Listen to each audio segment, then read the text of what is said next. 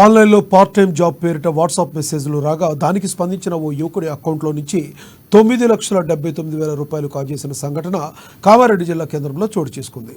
కామారెడ్డికి చెందిన పల్మారి శ్రీకాంత్ అనే వ్యక్తి గల 29వ తారీఖున అతని మొబైల్లో వాట్సాప్లో పార్ట్ టైం జాబులు చేయడానికి ఇంట్రెస్ట్ ఉందా అని ఒక మెసేజ్ రాగా ఇంట్రెస్ట్ ఉంది అని అతను టైప్ చేసి వాట్సాప్లో రిప్లై ఇచ్చాడు. దాంతో అతనికి కొన్ని రివ్యూ టాస్కులను ఆ వాట్సాప్ గ్రూప్ నుంచి ఇచ్చారు. దీంతో ఇతను దానికి ఓకే చెప్పి ఆ టాస్కులను కంప్లీట్ చేశాడు.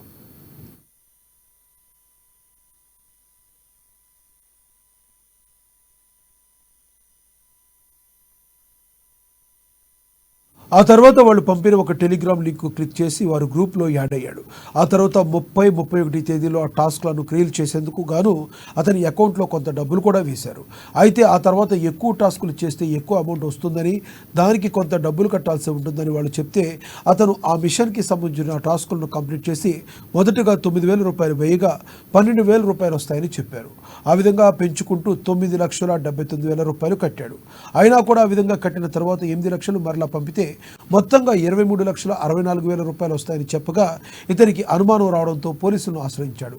ఇక బాధితుడి ఫిర్యాదుతో కేసు నమోదు చేసుకున్న పోలీసులు దర్యాప్తు చేస్తున్నారు.